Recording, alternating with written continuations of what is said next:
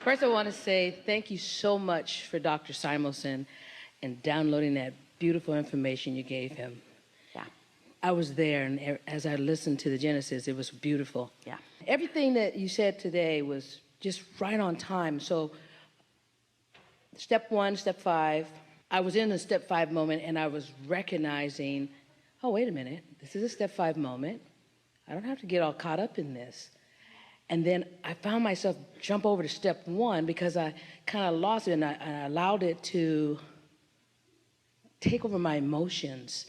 And well, don't psychoanalyze that, and don't explain it, and don't try to justify it. When you say, I'm not as good at step 5 as I want to be, but the reason I was in step 1 was this reason and this reason and this reason, we say blah blah blah blah blah blah blah. That's not helpful. So say it in a way that's helpful. I'd like to determine, I'd like to be aware of whether I'm in a step 5 or a step 1 moment, and both are okay. I just prefer step 5. I do. And that's exactly what I felt like. Yeah. I prefer step 5 and the fact that I recognize it, and then I could choose my thought. And what I'm trying to get better at is recognizing the difference between. But hear this, hear the difference. When you're in a step 5 moment, that means you're already tuned in, tapped in, turned on, because you practiced the receiving mode in step 3 and step 4.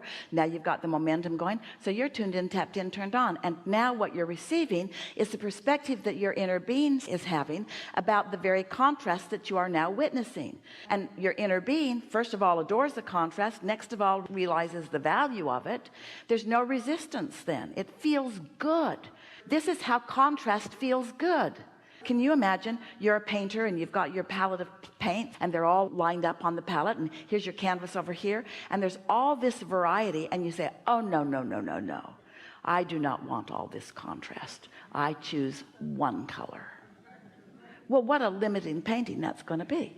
That's not going to be a satisfying painting at all. Contrast is variety. Resistance is something else altogether.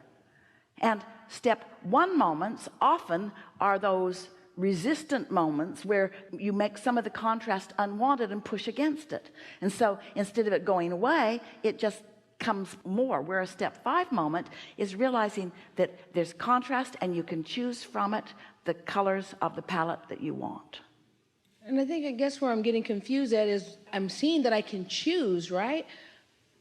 But I guess I'm getting in the way with when I'm choosing, like, wait a minute. Well, a lot of you are too much in your head, and part of that is because as you come into this teaching and you want to be a deliberate creator, we've talked about so many things, and you're trying to do them all at once. What we really want you to do is to realize that you took care of it in step 1, and we took care of it in step 2, and now it's time for you to just chill and find out what you can let in, and stop trying to justify the good that's coming to you through the behavior that you're offering. And most of all, stop paying attention to what anybody else thinks about what you're doing.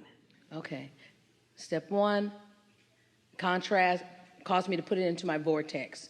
Step 2, it's your job to take care of the rest. And we are so good at our job. You should see the steady attention that we have on what you want, and you should see the cooperative components that have come. There's enough in there to keep you happily, joyfully unfolding for 20 or 30 lifetimes. It's big, big, big, big, awesome, awesome stuff in there.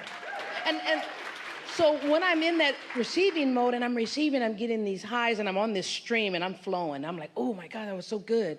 Oh wow, that was really good. And is there any downside to that?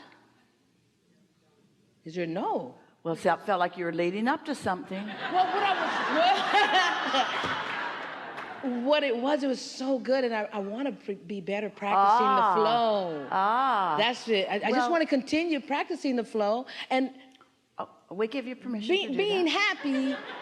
I understand that. I'm looking at being happy. We can't convince you that you deserve being happy. You've got to show yourself that you can be, and then just be it in the next segment and be it in the next. Esther discovered that she could not just be happy, she could be joyful in her closet getting ready. And then she discovered that she could be joyful in her editing of the recording for the Twice Monthly. And then she discovered that she could be joyful in her gathering her clothing and taking it to the dry cleaners. And then she discovered that she could be joyful in putting fuel in the car and getting it gassed up. She discovered that there's not joyful things to do and not joyful things to do. There's just under the influence of joy, and therefore what I'm doing is joyful, or not under the influence of joy, and therefore what I'm doing sucks. There are people on vacation at the swimming pool fighting with each other. The last person I got then, that's the part that I think I was missing. How to be joyful in that moment now, no matter what is coming to me. And that just lit up for me. You just got to play with it until nothing else will do. You've just got to have enough joyful moments. One of the early things that would come up in gatherings like this, people would say, as we would encourage them to meditate and allow their vibration to rise, we would say the thing that you're most going to notice is your sensitivity to your alignment is going to be keener, which means when you're in alignment, it's going to be sweet, but when you're not going to like it so much. It makes you more sensitive to what you're doing vibrationally. This sensitivity at first might be a little uncomfortable, but once you calibrate it, once you notice thought and feeling, thought and feeling, thought and feeling, and you get better at directing your thought, and what you discover that the better at directing the thought is not directing the thought, it's putting yourself in a position where you can receive the thought. It's a big distinction. Just decide that in this segment you're going to receive and that it's going to feel good, and stop thinking so hard. You know, when you think hard, sometimes after a gathering like this, you'll get together with friends who are here and who understand, and you just talk yourself into a hole. Just trying to figure it out. What'd you learn? Oh, I learned this and this and this. Well, just give it a rest. There are just a few things that you want to know. Do you accept that there is a vortex? Yes. Do you accept that your inner being is there Yes. and tending to it? Yes. And that everything that you want is all in the state of becoming? Yes. And that your work singularly is to tune into that? Yes. Well, then what's the big deal?